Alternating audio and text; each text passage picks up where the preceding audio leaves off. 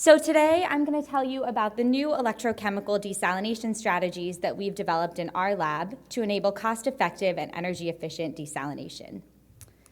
In the world today, about 66% of the population lives in conditions of freshwater scarcity for at least 1 month of the year. That's about 4 billion people. But if you fill in all the white space on this map, we can see that the Earth's surface is actually covered in water. About 70% of the Earth is covered in water. The problem is that more than 97% of that water is seawater, which we can't drink, and only 2.5% of that water is freshwater. And there are technologies available today to convert seawater into freshwater, but the problem is they're too expensive. The dominant technology that's used for seawater desalination is reverse osmosis, or RO. RO is a membrane-based technology that relies on the use of high-pressure pumps. To build an RO plant that could produce enough water for the population of Madison would cost $100 million. And on top of that, there would be annual electricity and membrane maintenance costs of about $12 million per year.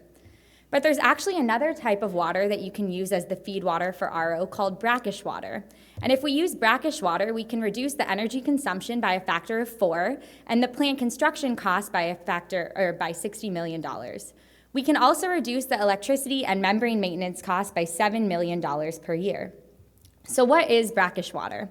One example of a naturally occurring brackish water source is an estuary, which occurs when a freshwater river flows into seawater. And brackish water is broadly defined as any type of water with a salt concentration in between freshwater and seawater. But not all desalination plants can use brackish water as the feed water because less than 1% of water on Earth is brackish. And this is where we come in. We've developed a patented energy-efficient technology to convert seawater into brackish water that can be used as the feed water for RO plants or other types of desalination facilities. Desalination has numerous market applications, including municipal and industrial water production, and today there are about 16,000 operational desalination facilities, and that number is continuing to increase each year. About 60% of those desalination plants use seawater as the feed water, and only 20% use brackish water as the feed water. And these desalination plants would be our target customers. The global desalination market is predicted to double to $37.6 billion by 2026. So how do we convert seawater into brackish water? To do this, we need a way to remove dissolved salt, or sodium chloride. And we need a material that can store sodium and a material that can store chloride. And prior to our work, there was no suitable chloride storage materials, although there are numerous known sodium storage materials. In 2017, we discovered that bismuth can be used as a chloride storage material through the reversible electrochemical conversion between bismuth and bismuth oxychloride. And we patented this technology with WARF. And we can pair our bismuth electrode with a sodium storage electrode to effectively remove salt from our seawater feed water source and generate brackish water.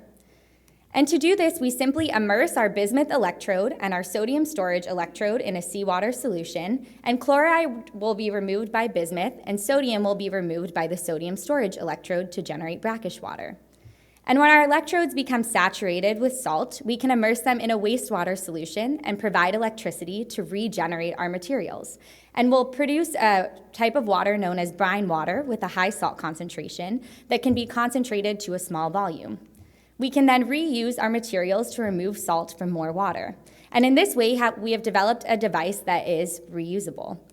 At this point, we can operate our device for 2,000 cycles with no loss in performance, and we're continuing to improve this number. That's equivalent to about 3 years of operation without needing to replace the device.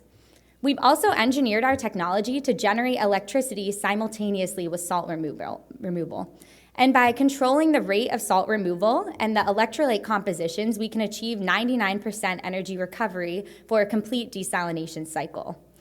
It's also important to note that our technology can operate without the use of a membrane at ambient pressure, unlike reverse osmosis.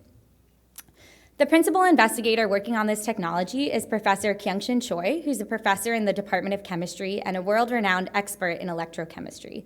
She's filed over 10 patents on numerous technologies and is actively involved in technology transfer. The technology inventor is Dr. Do-Won Nam, who's a research scientist in our lab and has more than 10 years of experience collaborating with industrial partners. And myself, Margaret Lumley, I'm a graduate student researcher working on this project and will be the business development lead moving forward. We've also been working with a consultant in the desalination industry, David Martin, who has more than 25 years of experience in the water and energy industries, and was the former CEO of a desalination company called Voltea. And he's been working with us to determine our best product market fit. To date, we have filed 1 patent that was just issued a few months ago. We have published 3 peer-reviewed publications, most notably in JACS, and have raised more than $500,000 in research funding. And we have used that funding to build a proof of concept desalination cell, which I'm showing here. And we can actually use the electricity generated during desalination to light up a little light bulb. And we'll have a demo at our table during the break. We've also used that funding to increase the lifetime of our device by a factor of 40. More recently, we've been interacting with people in different industrial sectors to try to determine our best path to market. Moving forward, we're building a prototype desalination device that is 10,000 times larger than our current lab-scale proof of concept cell, and we'll use this device to demonstrate the usability of our technology and attract real interest from potential commercialization partners. We've also been exploring other options of our bismuth-based technology, so we can change out our sodium storage electrode for any other counter electrode to enable chloride-specific removal, which is a problem right here at Madison wastewater treatment plants. And in this way, our bismuth-based technology is really modular and can be tailored to a variety of salt removal applications. So today we're asking for introductions to people working at, or R&D teams at reverse osmosis plants, and people working in different industries that might require chloride-specific removal. So once again, my name is Margaret Lumley. My email is up here on the screen. Feel free to reach out if you have any comments or questions, and we'll have a poster set up for the rest of the day if you'd like to learn more about our technology and meet the rest of the team. Thank you. Don't go anywhere. What's that? You did. Any questions for Margaret? I know you're just scaling up. Yeah. Make sure you repeat the question. 10 liters, 20 liters, or is it still about very small amount? Largest, you must know the largest scale. Oh, yeah. Yeah, so he's asking about the largest scale on which we can use our technology. So at this point, the electrodes that we're using are about 1 centimeter squared. We envision that we'll be able to make electrodes that are about 10 feet by 10 feet in the future. And so our first step is to make electrodes that are about 1 foot by 1 foot, and then we can sort of connect them together to make these larger devices. To remove water from a larger volume, we can use multiple electrodes in series, for example. Way in the back. To what extent are other compounds rather than NaCl a problem in desalination, and how do you deal with that? Yeah, so the question is, are there other compounds that are problematic during desalination? And the answer is yes. Saltwater contains, or seawater contains other ions besides sodium and chloride, like sulfate, magnesium. And so because our technology is the first step of a 2-step desalination process, those other ions will be removed during the second step. We've done some initial experiments to see if the presence of those other ions interferes with the performance of our electrodes, and the answer so far is no. We can achieve the same performance even if we have other ions present in our solution.